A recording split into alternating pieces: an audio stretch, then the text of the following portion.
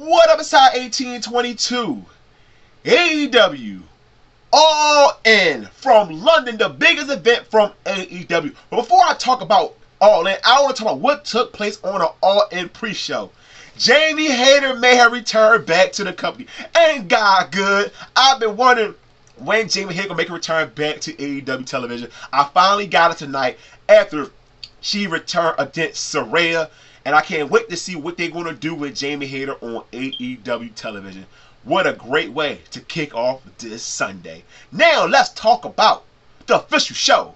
First match of the night for the AEW Trio Championships and a ladder match. The Patriarch versus House of Black versus the Bang Bang Gang versus Pat, Willa Yuta, and Claudia Castagnoli. Originally, this was supposed to be Death Triangle spot.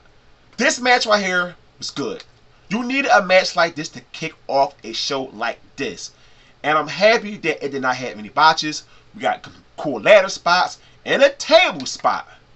And it looked like Christian was going to pull down the strap for them to retain the trios titles. But no, Pat pulls down the strap.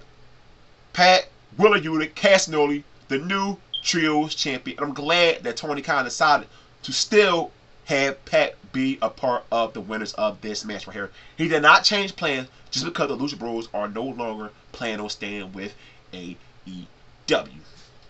The next match, Toni Storm, Timeless versus Mariah May. This right here is one of the matches I was really looking forward to. This is one of the best stories AEW ever told. And people will tell you AEW can't tell stories. This show Mariah May and Toni Storm.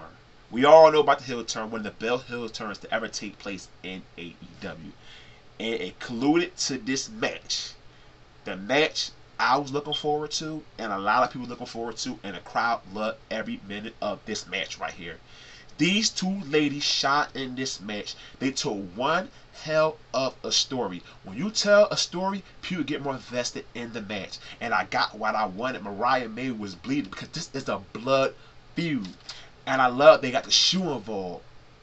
But this time it was in Toni Storm's hands. But Toni Storm didn't want to use it the way Mariah May used it against Toni Storm. And it ended up hurting Toni Storm. And we got a brilliant finish where Mariah May hits Toni Storm with the Storm Zero to become the new AEW Women's Champion. Good stuff. How often see a champion lose their belt after losing to their own finisher? Toni Storm got a lot of applause from the fans after the match. Well deserved. Toni Storm to me is the woman wrestler of the year. The Timeless gimmick is awesome. I love the entertainment factor from Toni Storm. And when you come up with a character like this, you become more over than ever. Toni Storm never been this over. And I cannot wait to see more of Toni Storm and Mariah May. Because this feud ain't over, people. I can guarantee you that. Chris Jericho versus Hook for the FTW Championship. Now, I know a lot of people are sick of Chris Jericho. They want Chris Jericho to retire. This match right here was okay at best.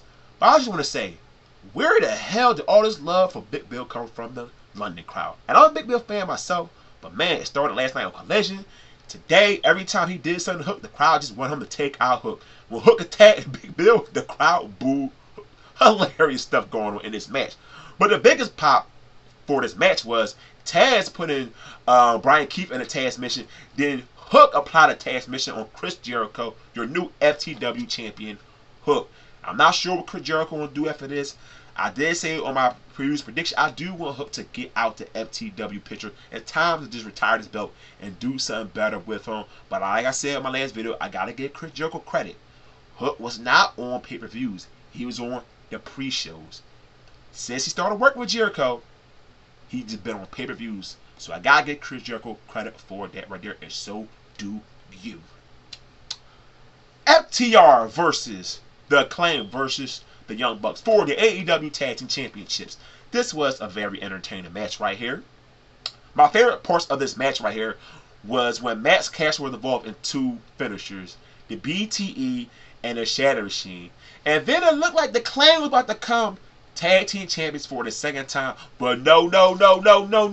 The Bucks said, ain't happening, Captain. Young Bucks retain their AEW Tag Team Champions. Then post-match, we get the young, what do you call it, young grizzled veterans, and it looked like they was going to attack the Bucks, but no, they attacked FTR. So hopefully they start to do more with the tag team division, because the tag team division has been very underwhelming in AEW. And the same thing you can say about the trio tag titles since they've been introduced. And I was glad the Young Bucks actually retained the tag team champions. I thought the Clan would win it. But then I said to myself, you know what? The Clan already been champion and trio champions. FTR are former multi-champions. I want to see the Bucks drop the belts to someone who never won it, like Private Party or Top Flight. AEW, it's time to put this tag team division back how it was years ago when it was the best thing going on in AEW. The Casino Battle Royal. I will say this.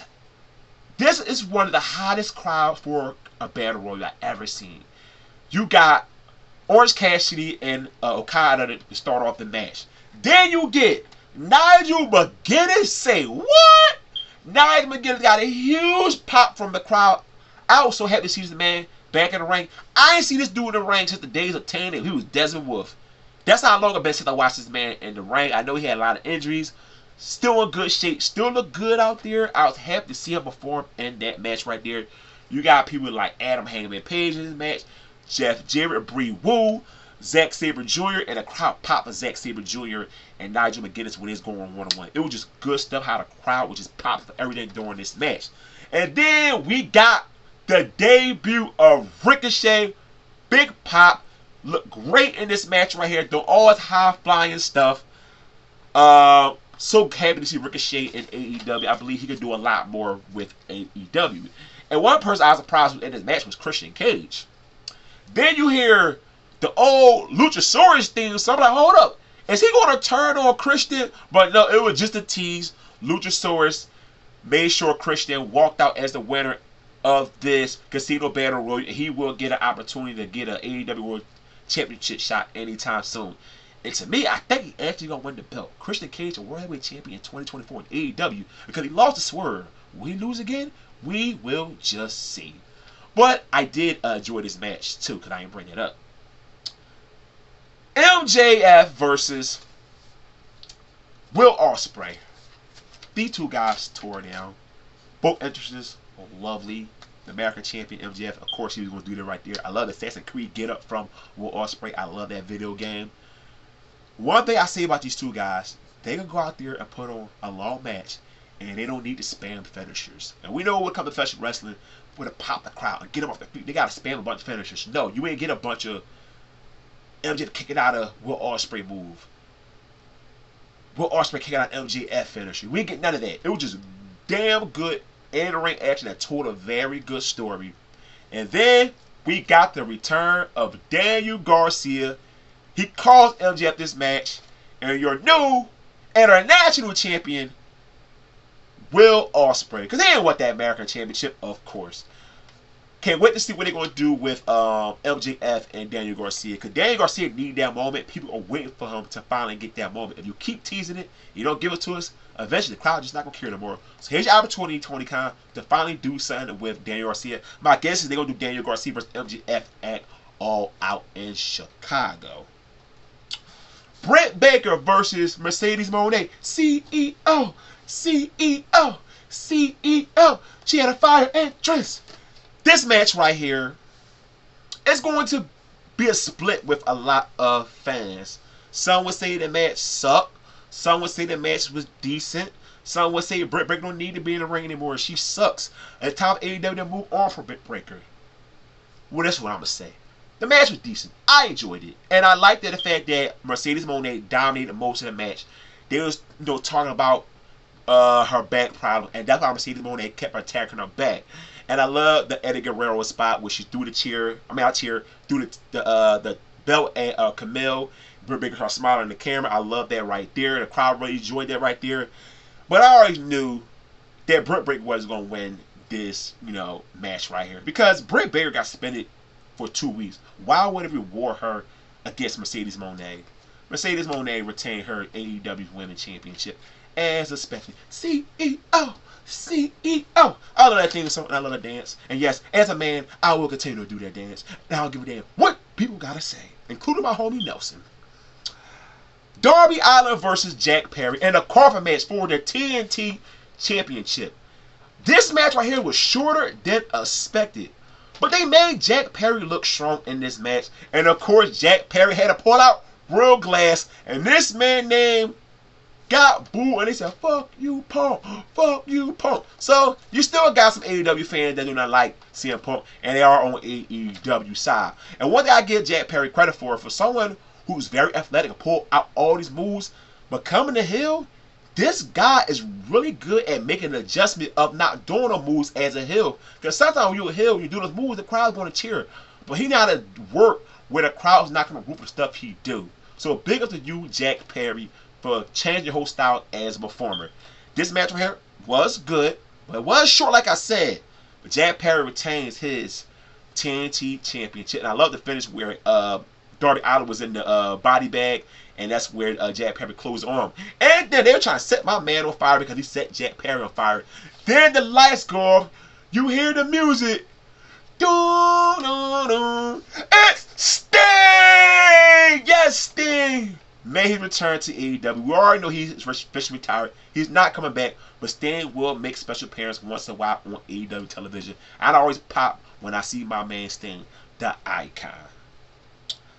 The main event, career versus title. The final champion.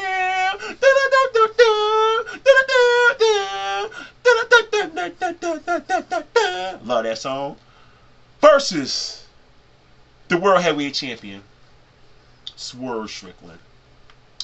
This right here was an awesome match.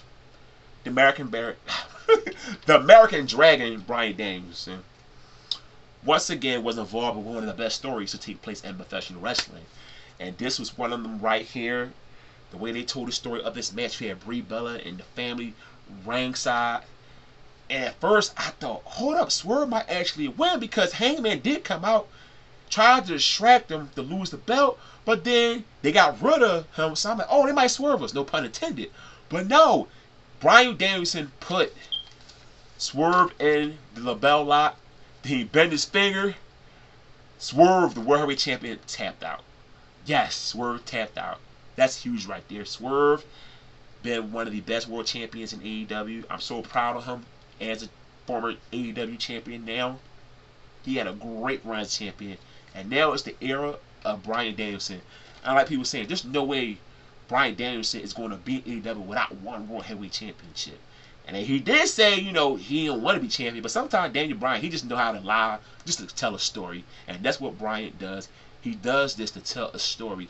Now that Bryan is the new heavyweight champion, how long he going to be the champion? Really, actually, I don't think he's going to be the champion till 2025. I see him dropping the title before the year is over. So big ups to the American Dragon, Bryan Danielson, and one of my favorites, Shane Swerve Strickland. This was an excellent main event. Whole show, I really enjoyed. AEW All In, I give the show 8 out of 10. I really enjoyed this show. If you watch AEW All In, give me your thoughts on this. I'll respond back to you in the comment section. Hit the like button. And of course, don't forget, hit the subscribe button. I'm out. Peace.